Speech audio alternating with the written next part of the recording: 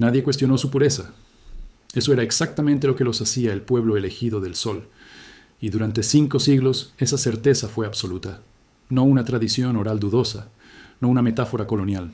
Una arquitectura de identidad construida sobre una premisa tan evidente que nadie se molestó en verificarla porque nadie la había atacado jamás. Los incas eran un pueblo andino cohesionado, con un origen común, con una sangre que los separaba del resto de las civilizaciones que habían sometido.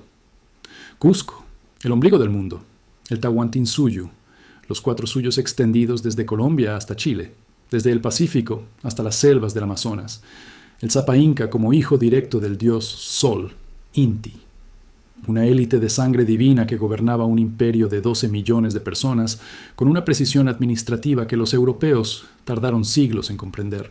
Ese es el relato, es el que se enseña, es el que vende libros, llena museos y aparece en los documentales que circulan hoy en plataformas de streaming. Y hay algo en ese relato que es verdadero. El imperio existió, la arquitectura existe, los caminos existen, los quipus existen. La conquista española es real y es un crimen documentado. Pero hay un detalle que los resúmenes populares sobre los incas no mencionan. Un detalle que las narrativas de consumo masivo sobre el mundo precolombino suavizan, omiten o directamente reencuadran para que no interrumpa la imagen de grandeza que todos queremos proteger. Y ese detalle no está oculto en ningún texto alternativo ni en ninguna hipótesis marginal. Está en los datos que un equipo de genetistas de Yale, de la UC Santa Cruz, de la Universidad de Tulane y del Instituto Max Planck de Antropología Evolutiva publicaron en la revista Science Advances en julio de 2023, después de analizar el ADN antiguo de los individuos enterrados en Machu Picchu. Lo que encontraron no fue lo que esperaban. Lo que encontraron destruye la imagen de un pueblo inca cohesionado, y lo que implica ese hallazgo va mucho más allá de la genética. Eso es exactamente lo que vas a entender en los próximos minutos. Y cuando termines, el concepto de identidad inca nunca va a significar lo mismo que significaba antes de empezar. Para entender lo que el ADN reveló, primero hay que entender un error conceptual tan antiguo como la conquista misma. Un error que no es inocente, que tiene consecuencias. La palabra inca no designaba a un pueblo, no era un gentilicio, no era una etnia, era un título. Un título político que, en su uso más estricto, se aplicaba exclusivamente al gobernante supremo del Tahuantinsuyo, el Zapa Inca, el único hijo del Sol. Por extensión, Inca podía referirse también a la élite gobernante de Cusco, a la nobleza de sangre real, a los linajes llamados panacas que administraban el poder heredado de cada emperador.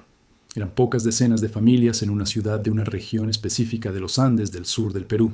El resto, los 12 millones de personas que vivían dentro de las fronteras del Tahuantinsuyo, no eran incas.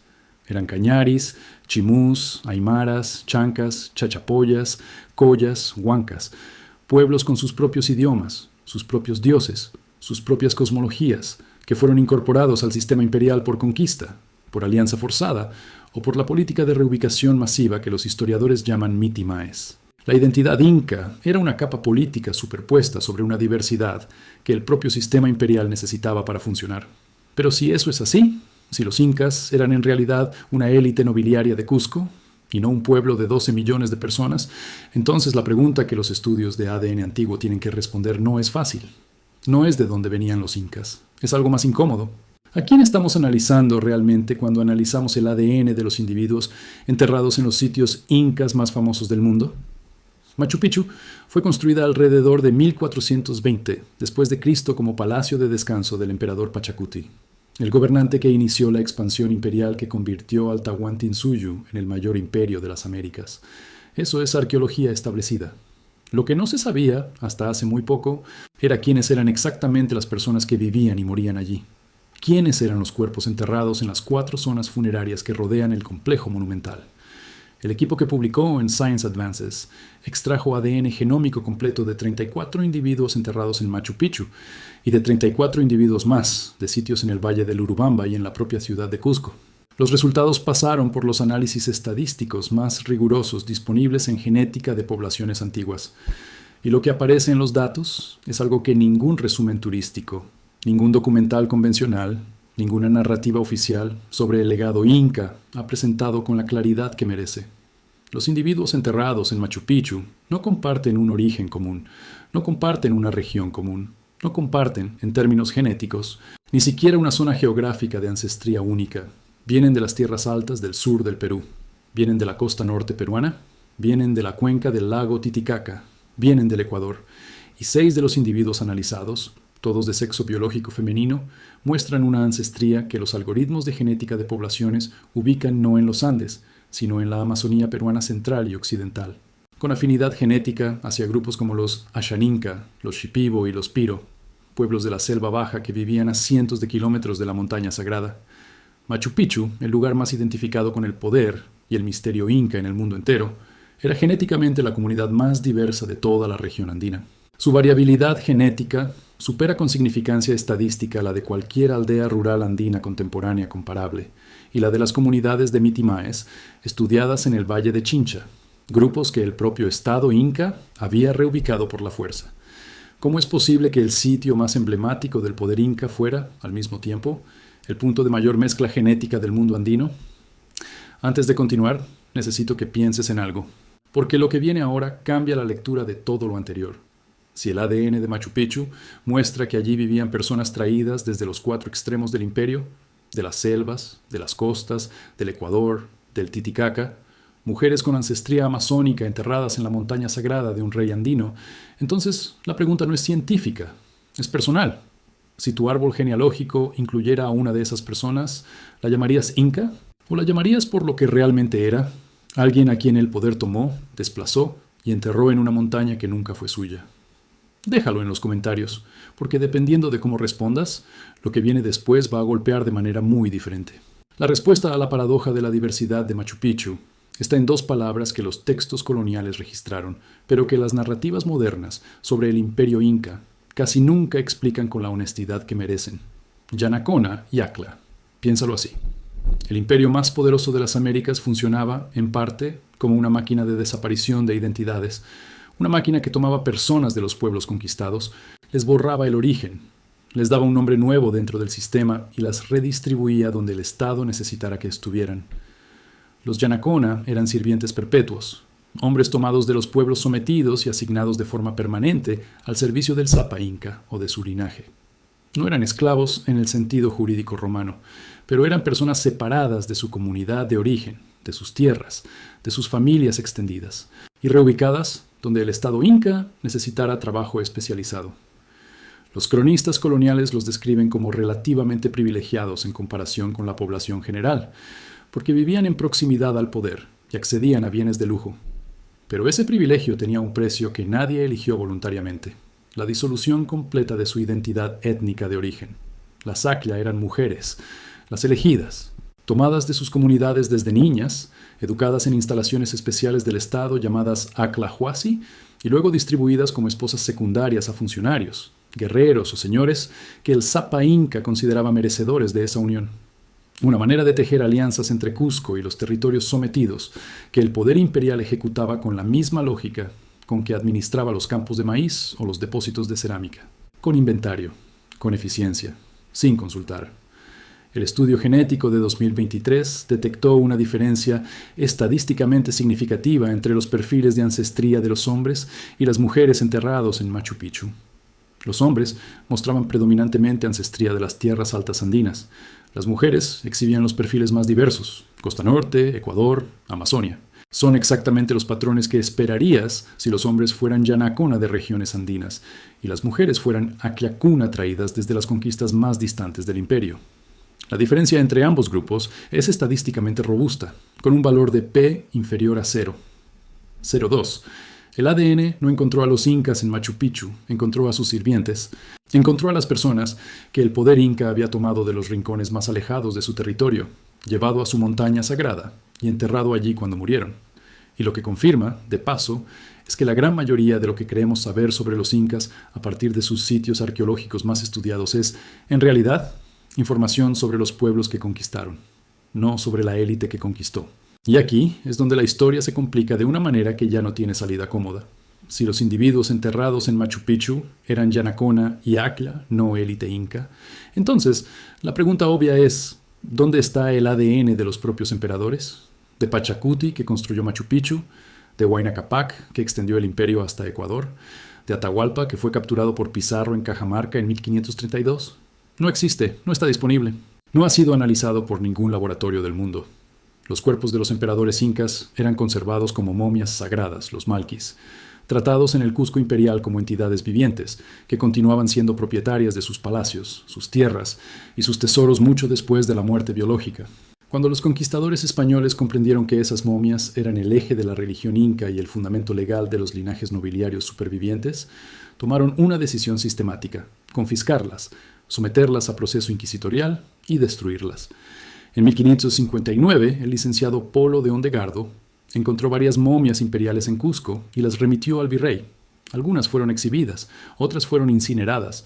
Sus ubicaciones finales son, en su mayoría, desconocidas hasta hoy.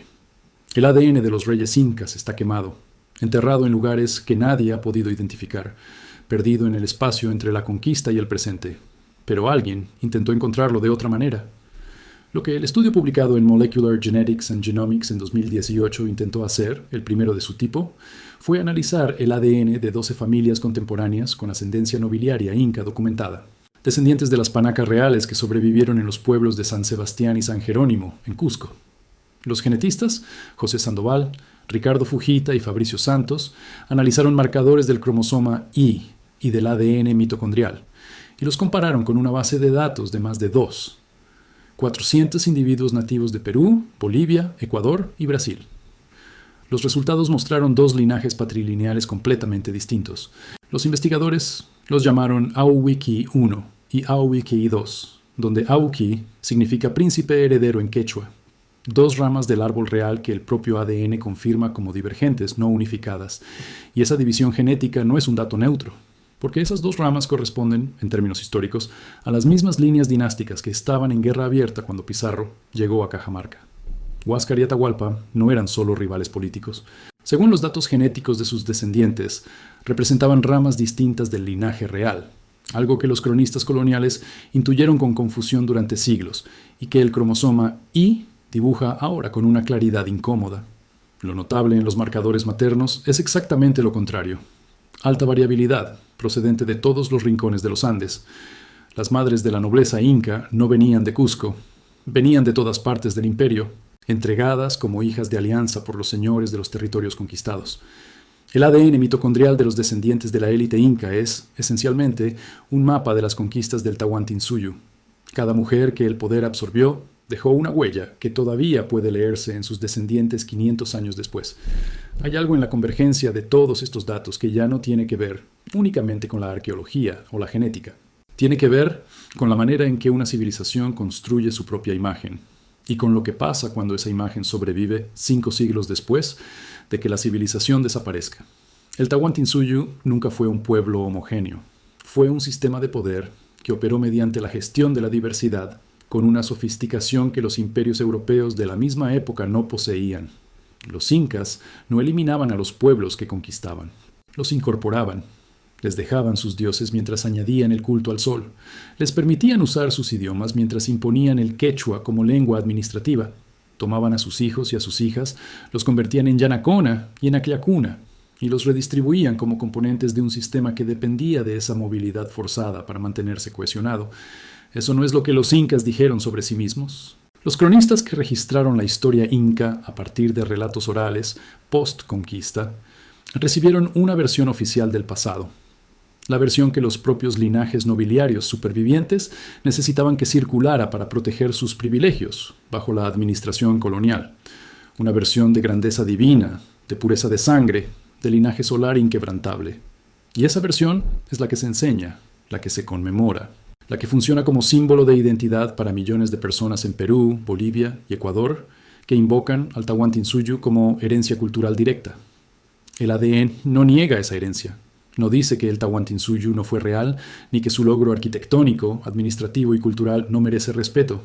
Lo que el ADN hace es mostrar que la herencia es más complicada, más diversa y más honesta cuando se lee en los datos que cuando se lee en la versión oficial que sobrevivió la conquista y se convirtió en narrativa nacional. Los individuos de Machu Picchu venían de la Amazonia, del Ecuador, de la costa norte del Perú.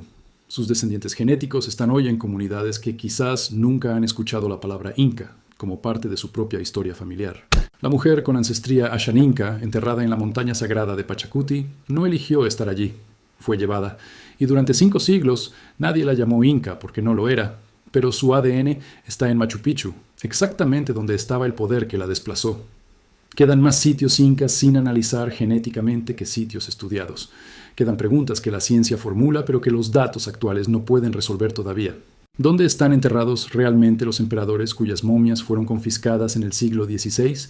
¿Qué revelaría el ADN directo de la élite de Cusco sobre su origen y sus conexiones con las civilizaciones andinas que los precedieron? ¿Cómo entendían su propia identidad las personas de las 4 esquinas del imperio que fueron a vivir y a morir en la montaña de un rey al que nunca eligieron servir? Pero la pregunta más incómoda de todo este análisis no está en los laboratorios, está en la distancia entre lo que los datos dicen y lo que la versión popular ha decidido recordar. Porque si el estudio genético más completo jamás realizado sobre los habitantes de Machu Picchu muestra que allí no había un pueblo inca homogéneo, sino un sistema de extracción humana que trajo a personas de decenas de etnias distintas, hasta la montaña sagrada de un solo linaje de Cusco. Y aún así, la imagen que persiste globalmente es la de un imperio de identidad andina unificada. Entonces la pregunta no es sobre los incas. La pregunta es sobre nosotros. Sobre qué hacemos con la evidencia que complica la versión que necesitamos creer. Sobre el mecanismo por el cual una narrativa de grandeza sobrevive durante 5 siglos, no porque sea exacta, sino porque es necesaria. Porque da identidad. Porque da orgullo. Porque ofrece una continuidad que el presente necesita, aunque el pasado nunca haya sido tan limpio. El hombre de ancestría amazónica enterrado en Machu Picchu no sabía que 5 siglos después, su ADN sería extraído de sus dientes y analizado en un laboratorio en California. No sabía que sus restos iban a convertirse en evidencia de que el lugar en que lo enterraron era más diverso, más forzado y más político de lo que el nombre Machu Picchu sugiere cuando se pronuncia hoy. Lo enterraron en la montaña del rey. Su historia no es la del rey, pero es la única historia que los datos tuvieron el valor de contar.